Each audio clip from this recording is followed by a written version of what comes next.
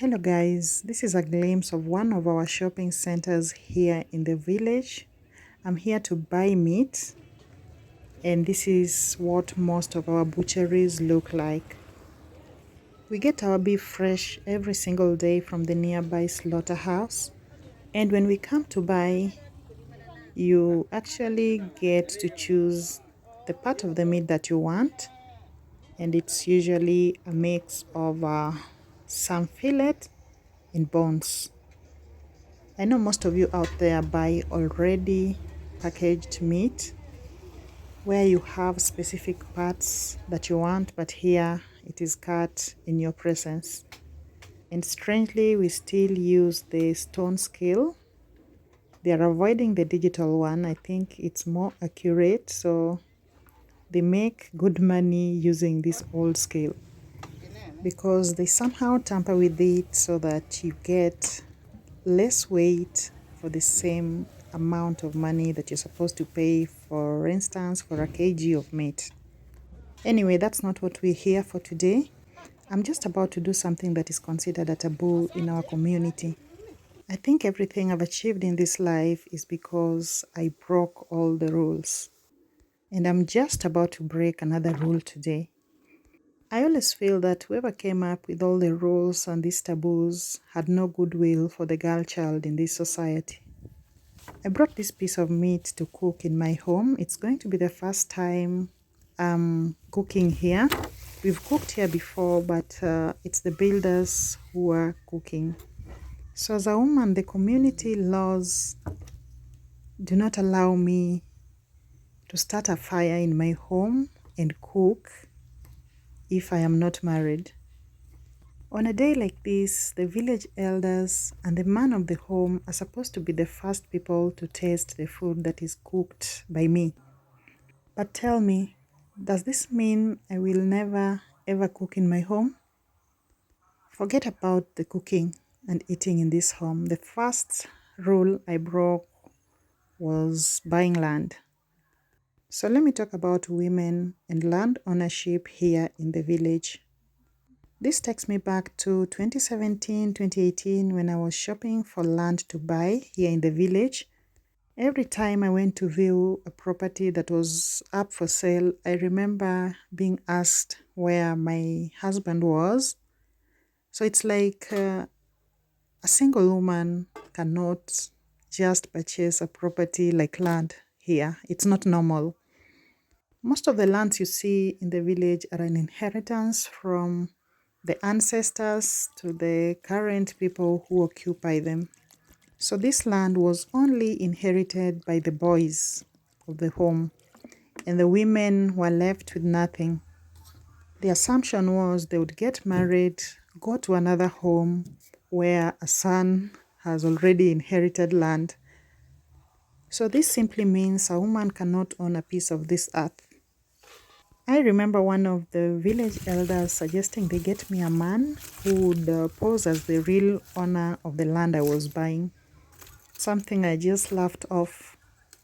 Then came the day I was supposed to start building my house. That's when we were doing the groundbreaking, and that's when hell broke loose. I gathered a few members of my family and the contractor who was supposed to be building my house. And then I called in my village preacher. We held some prayers, the land was blessed, and then we immediately got to digging the foundation. That's when the village elders appeared, demanding to know where my husband was. And I remember them insisting we couldn't just start a foundation without the presence of a man in the home. At the beginning, I thought it was a joke, which turned out to be not one. Unfortunately, my own parents were not here to defend me on that day because it is even a taboo for them to set foot in the home of one of their daughters who's building a home all by herself. Yet their presence is a must when one of their sons is building a home. So this girl child had to fight this battle all alone. I stood my ground, fought for my rights, and here we are today. And no one has died nor grown thin. I find it hilarious how they all believe that when you break these rules, you're gonna grow thin and die. It's been years since I broke ground for my home, and here I am still fighting to lose weight. I think this society is just not fair to the girl child. They want us broke and poor so that they can manipulate us. We live in a society where an empowered woman is a threat to the community. But look at all these amazing things women are doing in their communities. I am so happy with the woman of today. The woman you cannot threaten nor intimidate. Sorry about all the noise in the background. The Seventh-day Adventists are having their annual camp meetings nearby, and that's why you're getting a lot of noise in the background. Back to what I was talking about. So one of the village gossips landed back into my ears. The villagers are not so happy that I've come back to live in the village. Sadly, your villagers love you, but they just don't want to see you around. Why? Because everyone tells their children to work hard in school so that they can go to the city. So having been educated and then coming back to live in the village looks like such a disgrace and such a loss to my parents, according to my villagers. I'm supposed to be living in some big city and coming here once in a while to show off what I've got from the city and then return to the city. You're not supposed to be living in the village when you're educated. So somehow I'm a bad example to the school-going children because they all look forward to working hard in school so they can go to the city.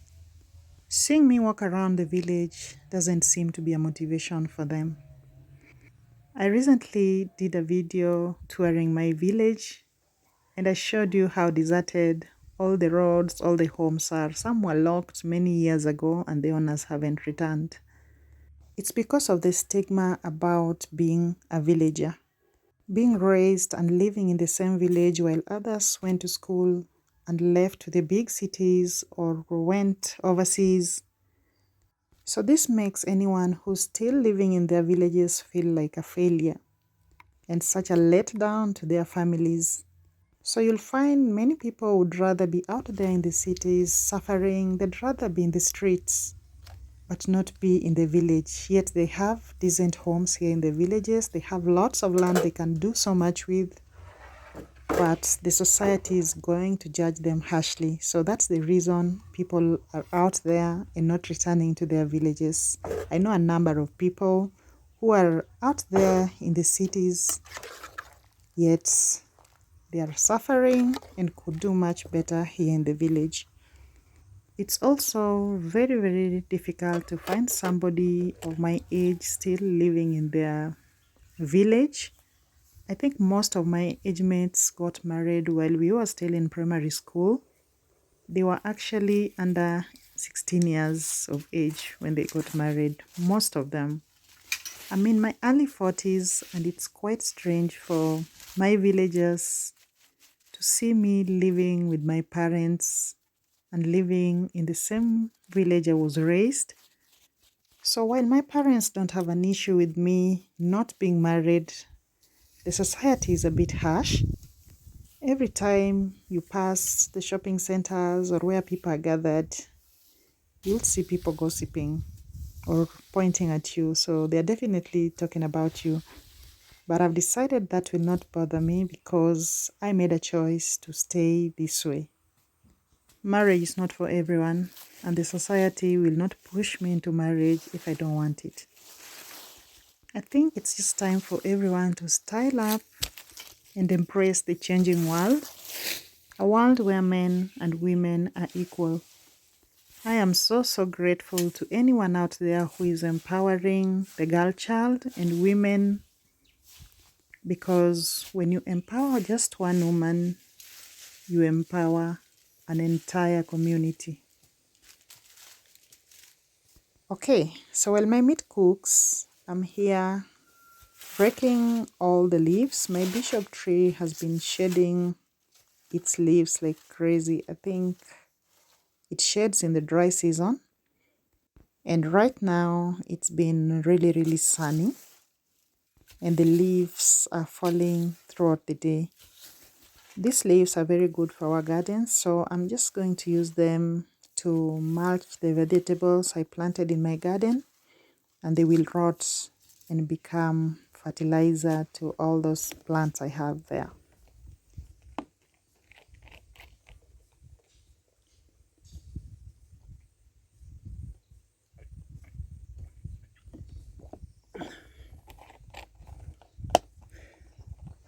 So the meat I'm cooking today is called tumbukiza. So tumbukiza is just meat we cook without frying. You boil the meat, add in your tomatoes and the onions, and just let it cook slowly until soft. It is a great antidote for the drunkards. So when you're drunk, just get the soup, drink, and you'll get sober. So first you boil the meat. I've been boiling the meat, and once the meat is tender, then that's when you add the tomatoes and onions. I'm also going to add some potatoes and collard greens. So here's a disclaimer. The dish doesn't look appealing to the eye at all, but if you know, you know. The taste is great. So now that I don't have a husband and I've not invited the village elders, I'm just gonna cook, and I'll be enjoying this with my farmhand who's working on the other side, and he looks very excited there that I'm today cooking for him. If you want to build trust with anyone, share a meal with them. It's always very hard to betray someone you share meals with, just like family. When I was in employment, my director always told us the importance of being a team leader and not a boss. I hope you get the difference. So today I will not be the boss, but the servant cooking for my farmhand. And this will not only make him comfortable with me or around me, but also build trust between us. He's here all the time, and I trust that he's going to take care of my property and everything in it. So we are going to enjoy this meal together, and I just hope no one is growing thin after this, as the ancestors put it. I would have loved to share this first meal with my children. Unfortunately, my son won't leave the city, and Lexi had her own issues, so I let her be. Hopefully, we'll get to share a meal over Christmas. It's been a while since we were together, the three of us, and I'm really looking forward to just having my kids all together in one place.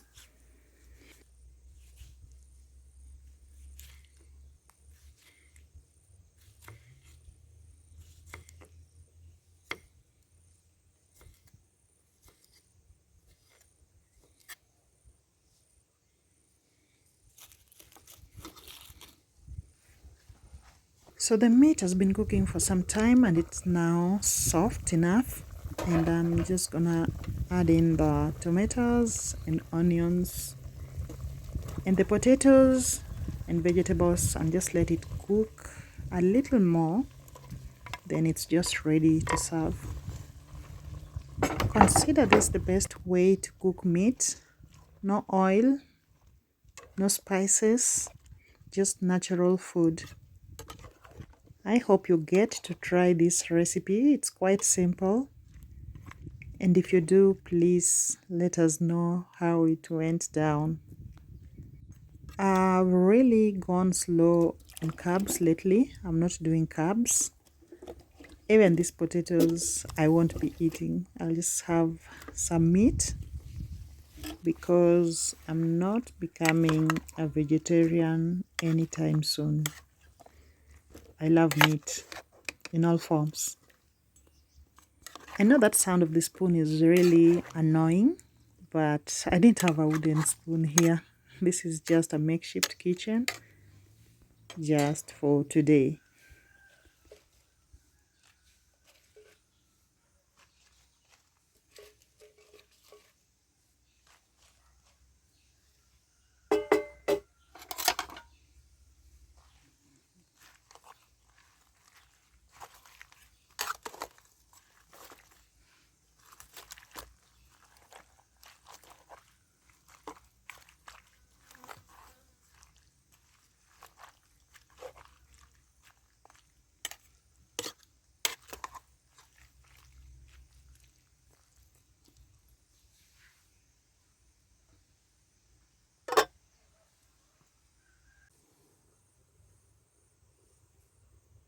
Our tumbukiza is ready, and I will go ahead and serve my farmhand first. Then I will also enjoy some of it. You can hear his voice in the background. He's really happy that I've invited him for lunch. And we are sharing a table for the very first time since he came. So thank you so much, guys, for hanging out with me once again. I hope you enjoyed the video. If you have any comments, anything to add, please do. And remember to like the video and subscribe if you haven't. Thank you so much for watching.